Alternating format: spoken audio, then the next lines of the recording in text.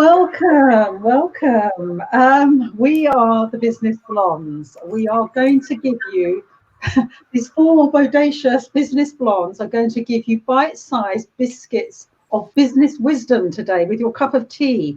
Thank you so much for joining us. You are awesome. You're in the VIP lounge with that little red rope that says VIPs only, because you've opened your own business. And to me, that means you've made dreams a reality. So you're already in the VIP lounge. Welcome, welcome, welcome. So what we normally do, we've only got half an hour. We like to share a bit of business wisdom. We'll kick off with a little nugget from the week. So Sam, how's your week been? And what's your business nugget for us? Your business biscuit nugget, or whatever we're calling it today. Loving the new biscuit business blondes, Caroline. Loving that. Thank you. Well, I think for me, it was last week I talked about grit, and I talk about that a lot. Grit and tenacity, which are the words that for me always describe SMEs. But this week, my word has become hope, because there seems a tremendous amount of hope and positivity amongst SMEs this week, which is obviously encouraging and amazing. And I think it's born from that grit and tenacity from SME owners to then turn their opportunities into hope and positive vibes. So for me this week, it's all been about hope. There is no negativity around this week at all, which is just incredible. And I'm loving it, absolutely loving it. That's great. Thanks for that. We all need a bit of grit on our biscuit, and also hope. Hope is the thing. And you know, hope and trust are really hard things to put your shoulder to sometimes, because it's the sort of thing that if you're not in the right frame of mind, hope gives away to nothingness. But we have to have hope. And I get you there, Sam. There's a lot of hope about right now. There's an end of a tunnel coming. Penny, how are you doing? How's your week been? What have you got to share for us to kick off the programme? Yeah, it's been a good week. I echo what Sam says. It's definitely some momentum happening out there. There's a hell of a lot of connecting and people being really proactive, which I think is fantastic. I'm talking to a bunch of people who started Startup Britain before, when we did that in 2011 with government, and talking about how we need to sort of really celebrate entrepreneurship and how amazing they are. But I think one of the things that I've been really impressed with, I just ran a webinar for one of our sets of clients, and we hired somebody to do it who's from our mastermind, from one of the masterminds we run.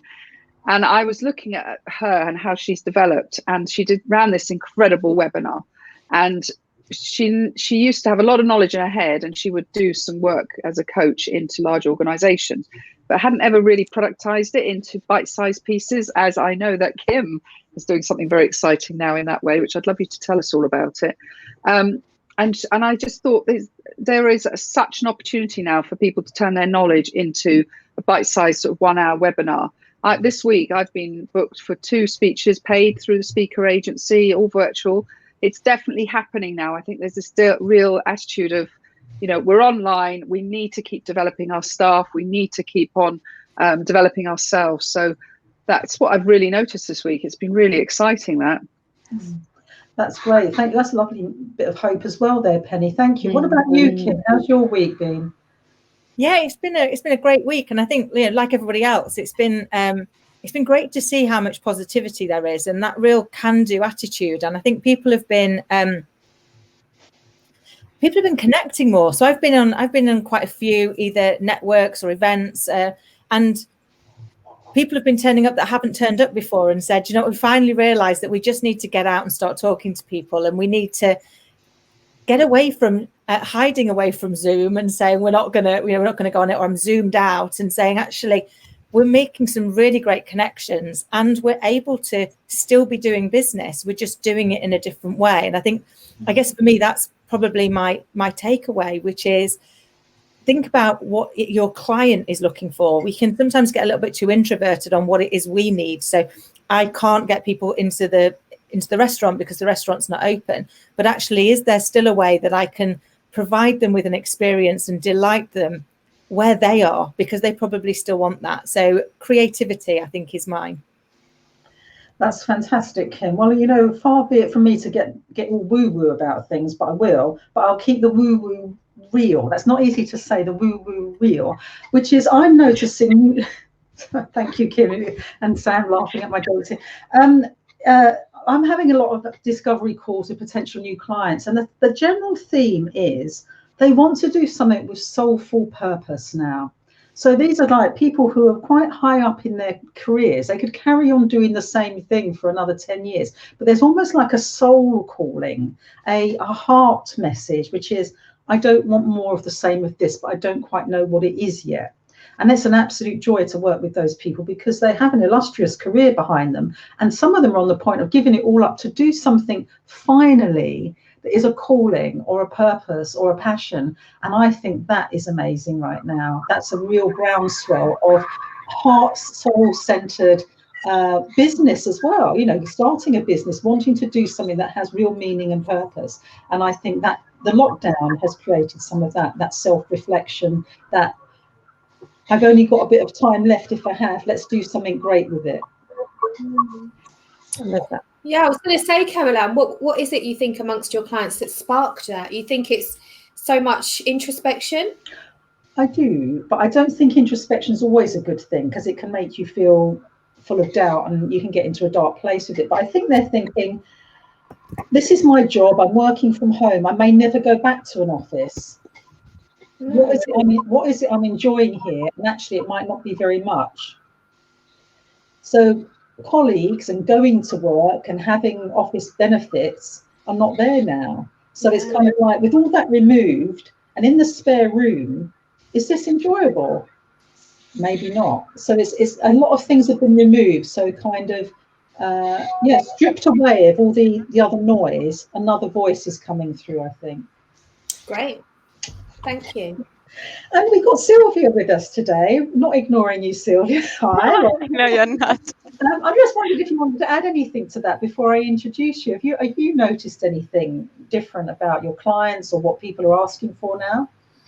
I noticed what's happened is everything digital has been accelerated, and since this pandemic first started, I realized there was quite a moment in which entrepreneurs for the first time started looking at their digital assets. I'm an SEO specialist, so I'm quite into websites and this sort of digital image, but many people weren't really given so much importance to them. So yes, they had them, but it was like an additional stuff.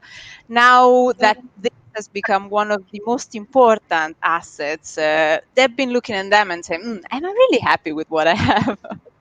Well, thank you, Silvia, which kind of nicely segues into what you do, which is actually provide a kind of female user-friendly version of SEO and marketing with your company, Pink SEO Marketing. And we can tell that you're not a Londoner.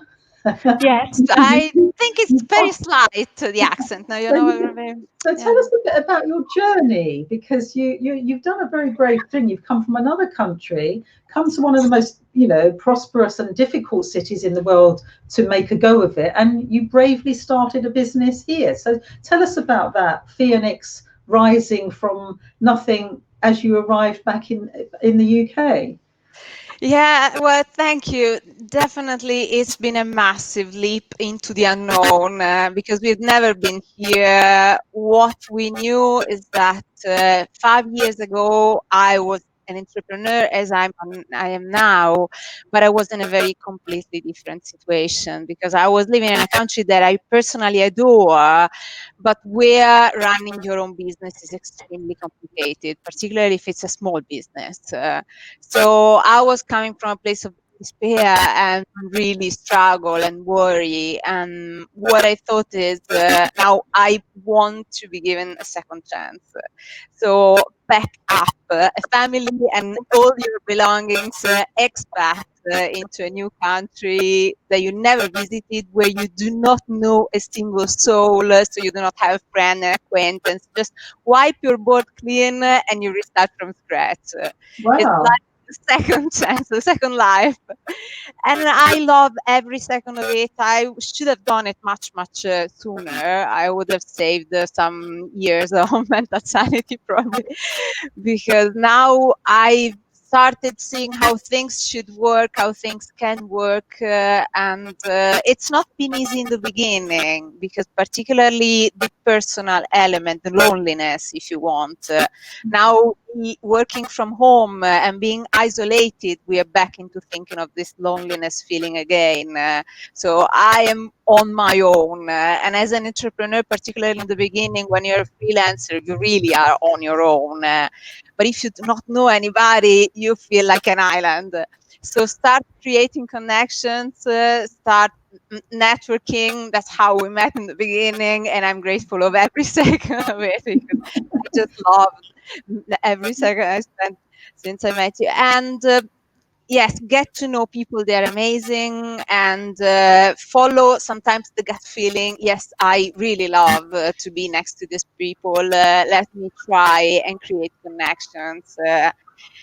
And then from personal connections, business connections happen, and you start collaborating and you start doing things together with others. In my industry, it's been great to have so many different connections, because when I moved here back in Italy, we were a marketing agency, so we were doing all things digital. Now, moving here, I said, let me bet on just going very down the niche of SEO, specializing only on something.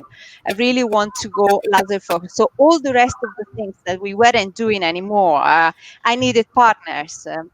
So I am lucky to have found a lot of amazing other business women, because mainly I also work with men. A lot of men, our clients and collaborators are men. But for some reasons, many of my clients and my collaborations are women-based businesses. And I love it, because I love the way we can interact and how we tend to run our businesses. Okay, Silvia, you know, what you've just said there over the last 5 years is an enormous achievement. And in a new country, not knowing a soul. And I think anyone starting a business takes enormous amounts of courage and self-belief. And to do that in another country from zero is amazing. I think Sam has a question for you.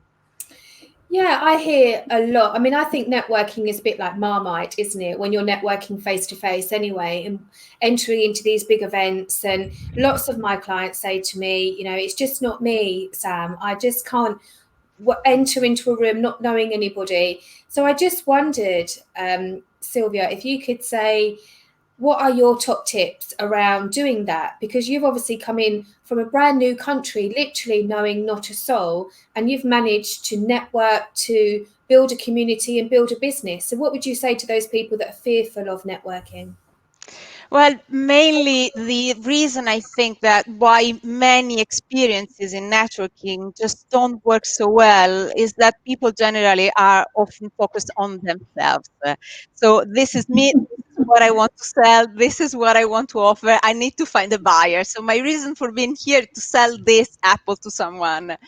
Instead, it is much better and more enjoyable and even more useful and profitable if you live it from an altruistic perspective and a place of curiosity.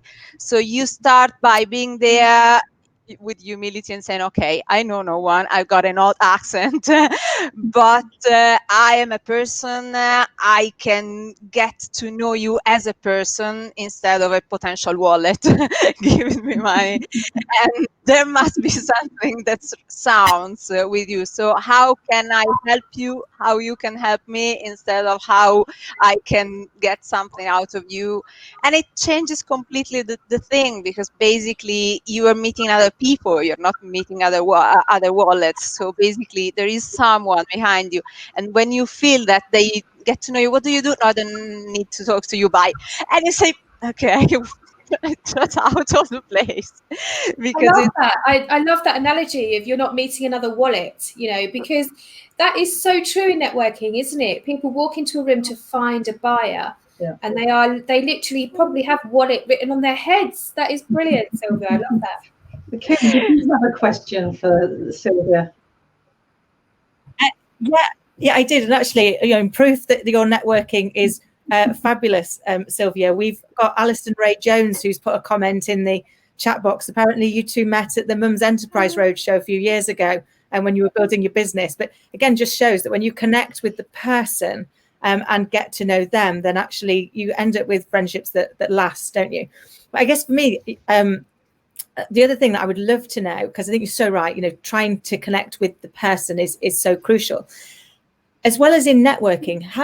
Any advice that you could give us on how we do that when we're talking through our social media or through our marketing, to really connect with the people rather than just be thinking about clients being a potential wallet too? Thinking about needs, more or less, is the same. And it's what I keep telling to my clients or to the potential clients.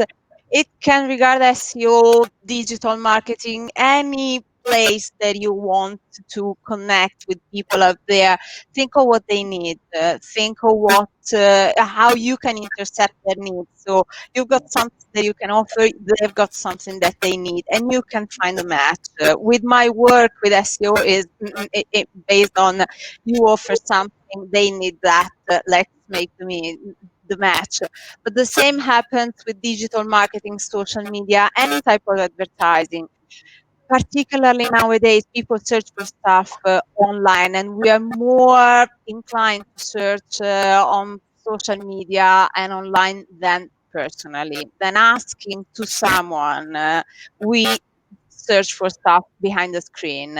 So if you can be helpful, again, instead of asking, if you can give, then people will remember. The reason why people remember you after a lot of time, again, is how you made them feel and what you gave them. So just by giving them a nugget of whatever you know, whatever is your niche, and we always have got something that we are so passionate about that we can just spend hours talking about our type of geek stuff, and we love it. So whatever it is, there is someone who needs your information, and if you give them your time and your expertise for free, because basically you're giving them a bit of your notions, they will be grateful. And there are so many competitors that they can remember you instead of somebody else because you gave them something for free. You were generous, so they remember. It's also having the courage to be different from your competitors as well. I'm sure Penny's got a lot to say about that as well, about standing out and making it personal, Penny. Yeah, no, it's wonderful to hear your story as well, Silvia, because, you know, I'm about to do a house move, and I've lived in Farnham for 31 years, and I'm moving about 3 miles away from where I live, and I'm still scared. So I really take my hat off to you. Yeah, as I was listening to you, I was thinking a lot about your skills around SEO, and there's a few things that was coming into my mind. First of all, what's really interesting about this conversation is that a lot of people talk about financial scarcity, or they come from a place of financial scarcity. What's really coming through here as a message to me is how a lot of us are in scarcity around our time. And I know that, you know, when I think that's something that's actually just really resonated with me about me at the moment. I feel time starved. I don't know if anybody else relates to that. And when you're time starved, it is hard not to be razor focused, isn't it, on things? And so that's what was sort of coming through when I was listening to the four of you talking about that. But going back to the SEO, which is about, you know, all of us ultimately, you know, if we could plop clients into our inbox and just, you know, people who are really interested in what we want to do, then we are going to save a lot of time. And I haven't spent a huge amount on, when I had a business, you know, Academy, we SEO was really important to our business. But I haven't spent much time. I don't look at the SEO of my website at all. I'd love to just really delve into that, because you must come across a lot of people that you know, SEO is at the back of their mind. It's not something they bring forward. Yes, definitely, because I work with small business owners, and generally when you talk about SEO, they roll their eyes and they feel scared because it's something that's technical and it's generally scary. So but basically it is math related, so there is a lot that basically connects words and maths, people and the algorithm. Now with all that's changed, and there is a part of artificial intelligence in terms of machine learning in the algorithm. It's very high tech, so Google learns from our interactions with websites. And the very best tip that I could give is to be giving the best type of user experience on your site. So the happier you make your website visitors, the best Google will reward you, because it's able to track how much time they spend on the site, how many pages they view, all the tasks that they do, and they will reward you. So the best thing that you can do is to make your visitors happy, and you can make them happy by giving them a fast loading website, a lot of technical things, but also giving them the things that they want to find. So one thing that, for example, SEO can help you with is you unlock all of the things that people search for.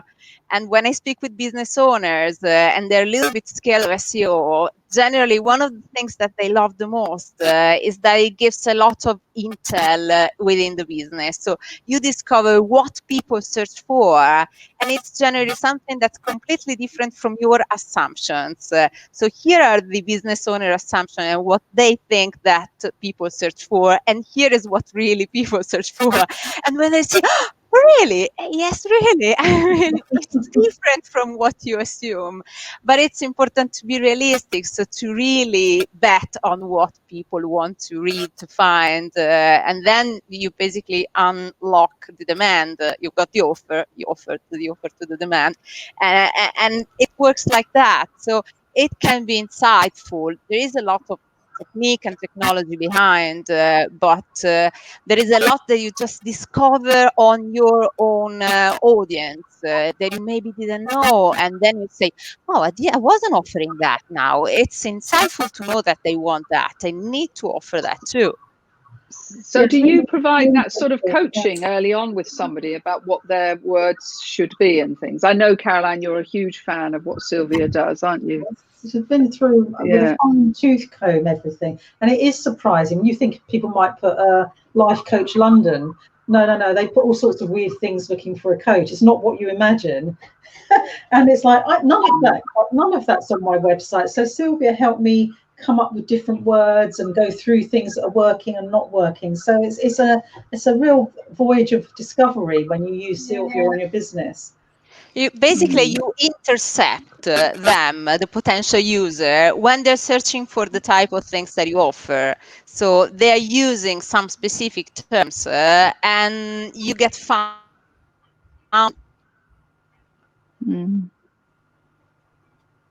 instead of somebody else.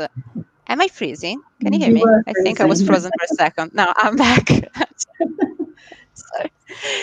So it is insightful. It is a source of many aha moments that I love, because then it makes people understand that SEO is something that can really give you a lot of insight, and then you track it. One thing that I personally love is that you measure and you track everything, and it was something that I used to love ever since the beginning. The reason why I started this is that I love numeric proof of stuff. So yes, you tell me this, but where's the numbers? Where are the figures? How do I see it? I think you're so right in terms of we look at our business through our paradigm, don't we? So and it's all about perception, and sometimes and quite often we get it wrong because we think, well, of course somebody would search for a life coach or a business coach. Of course they'd put that in. But actually, like Caroline said, they put in a whole host of weird and wonderful things that we wouldn't see or recognize because we're looking at it through our paradigm. So what you're offering us and SMEs is that alternative view, isn't it? That a different perspective, a different paradigm for us to learn from. We are a little bit biased because we know a lot about these kind of things, and things are just natural and clear. Instead, generally, we are dealing with people who don't really know so much about that. So all of jargon that for us is just so clear, it's not for them. And they may be in a position in which they need some things that we don't understand because it's their needs. So it is getting to know them better. If you could give a tip to our listeners today, because we've only got about 5-6 minutes left, what tip would you give them regarding SEO then? Well, regarding your SEO is to really become familiar with your site and your assets. So starting to check things that maybe you forgot, because there are a lot of gold nuggets. For example, when I work with clients and they've been having their websites half forgotten for years, there are stuff that maybe they published 3 years ago and they're still amazing, but they're just there lying in the dust. So just remember everything that you have, spend some time, as you do with all of the assets of your business. Just consider your website as an asset, and one of the most important nowadays assets of your business, and spend some time getting to know it better. So does it work properly? Which elements do I have? Do I still need them all? Because there may be stuff that doesn't really represent you anymore because it's 3 years old. So there's stuff that you don't really want to be found anymore for because it's old, it's not updated, and Google loves finding you, updating your stuff. But people particularly, you don't want to be found for stuff that doesn't really speak the part for you. I agree. It's a bit like having a spare room in lockdown. You look through, you think, I need to throw this stuff out. It's got cobwebs. And it's like, that's the same with your website. You put it up there, you forget about it, and bits of it become old, cobwebby. They're not useful anymore. It's not serving you. It's not representing you. And I think having a user's journey of your own website, once again, maybe getting an external person to come in and look at it, is a great way of freshening things up again. That's a great tip, Silvia. So we're just kind of concluding now. We've gone very quickly as usual. So let's go around the room. Has anyone got something from today or a nugget they want to share with our audience for the week ahead, going forward? Penny. This morning we hired, do you remember Mary Gregory? She came on the show a couple of weeks ago, talked about ego, and I hired her this morning to do a webinar for our BIP 100 members. It was phenomenal. I absolutely loved it myself. And she was talking about ego and its impact on our resilience. And I thought that, a lot of people are needing to be resilient, even though there's a lot of hope. There's stuff going on in people's lives. And I just thought, digging into resilience is a really powerful, what makes you resilient. And one of the things that I thought I'd share a couple of the tips she said. So 2 things that both will resonate with all of us is, one is manage your well-being, your energy levels around resilience. If you've not slept well, etc., if you're not really taking time out in nature or meditating or doing anything that helps your well-being, you are going to be less resilient. The other one, which I liked, which I know is all up our street, we've talked about networking, is seek support. Don't be on your own, because that does affect resilience. If you don't have great connections with people that you can talk things through with. So I thought I'd leave that with people.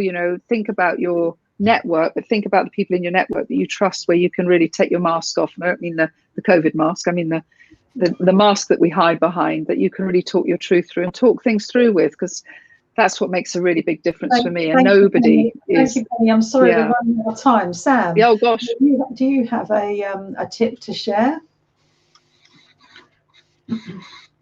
Or you're on mute, darling. That old one. There's always one. I'm going to jump on Silvia's bandwagon, and I love that. I love, first of all, about everyone you meet is not a wallet. So I'm going to keep posting that out. I love that. But also, I'm going to look at my website and encourage my clients, because you're right. We post it up, we put it up, we make it live, and we forget about it. So thanks for that, Silvia. I would say, given that we feel so rushed and time poor at the moment, do build in some white space each day, literally to just go, regather before you hurl into another multitasking, chaotic busyness thing. Just have a breathe for 15 minutes. And then you find that you get a bit more control. So I'm going to thank you so much for coming in today, Silvia. I'm going to leave him to do the goodbyes. Thank you so much. Yeah. Fabulous. Thank you so much, Silvia. It was amazing. And thank you, ladies. Another great week. And I think some great tips and advice for people. What's your tip? What's your tip, Kim? What's my tip? Well, my tip would be to take, I guess, following from what all of you were saying, but take some time to think about, actually, are you getting everything that you need, whether that's for your business, for you personally, for your well-being, for your time, and be kind to yourself, because I think we can be a bit too critical and we can put ourselves too big a to-do list and not put ourselves on it. So I think it probably summed up everything you guys were saying. But if you'd like to get in touch, if you'd like to be a guest, you can find us at www.businessblondes.tv. And you too could be in the hot seat sharing amazing advice like Silvia. And we'll be back next week. So see you all then. Have a lovely week all. Stay safe. Bye. Bye. Well done.